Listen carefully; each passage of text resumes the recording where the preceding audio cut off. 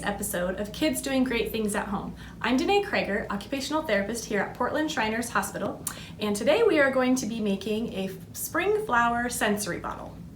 So, grab your materials, which include a bottle. It can be a various shape or size. A larger opening might be better. However, I'll teach you how to make a funnel as well for this one so that we can put our things in. And go ahead and go on a nature walk. This is going to be the best part of this. Go outside in the sunshine and find different things. So we have some leaves and some flowers, found some rocks. Here's even part of a shell. Obviously we didn't find these in nature, but if you have some fun beads, you can add those. Sand.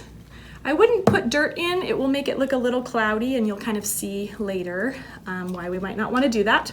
And then we also have glitter.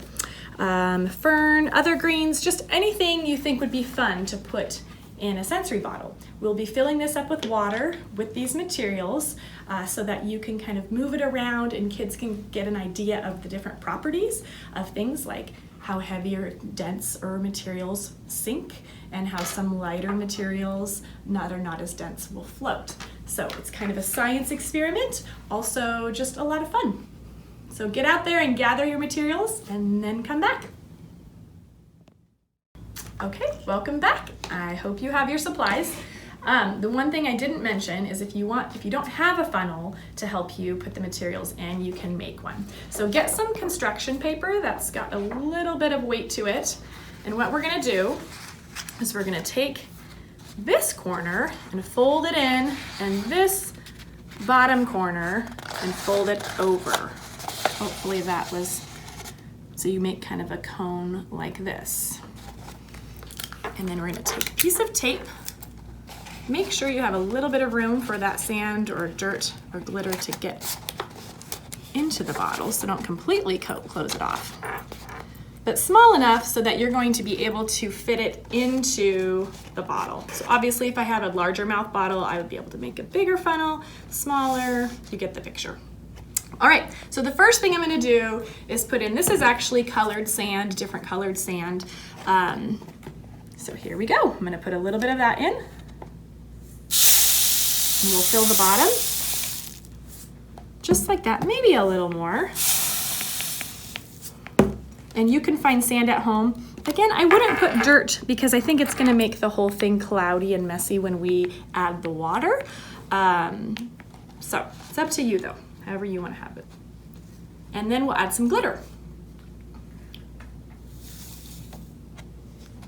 There we go. And that's the funnel part. Okay, and now if you have some flowers that have longer stems, go ahead and clip that off so that we have a smaller piece so that we can get it into the bottle. Now these were picked this morning, so they are starting to wilt, but hopefully yours will be very fresh.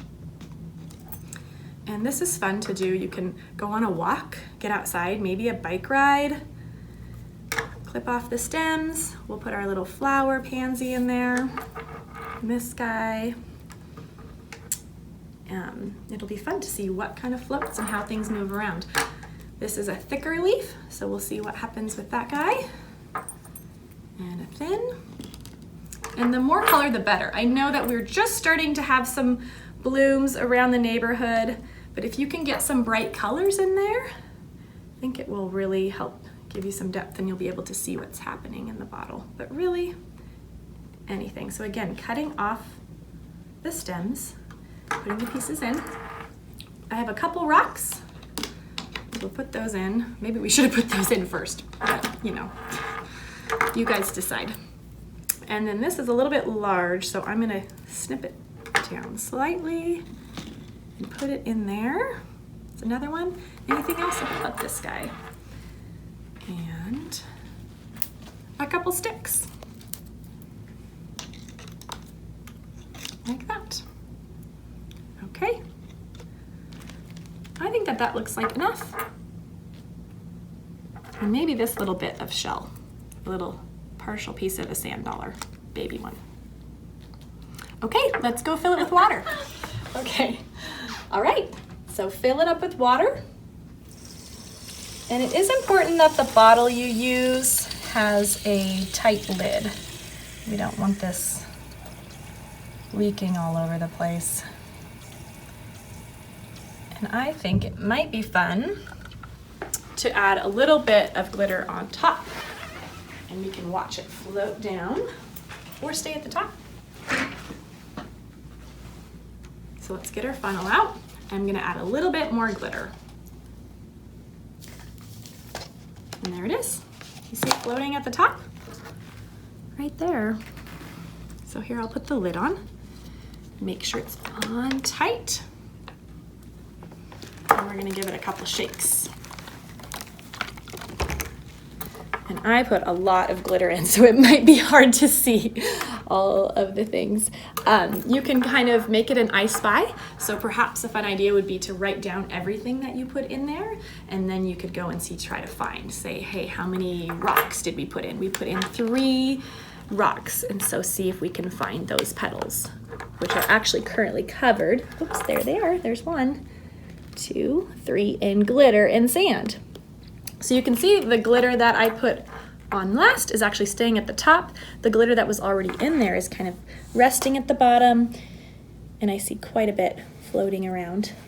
The leaves and the petals look like they're floating, and the little sticks, everything that's buoyant, whereas the rocks and the shell bits are at the bottom. Can't wait to see what you guys come up with. Go outside and have fun. Thanks so much for watching this episode of Kids Doing Great Things at Home. We hope to see you next time.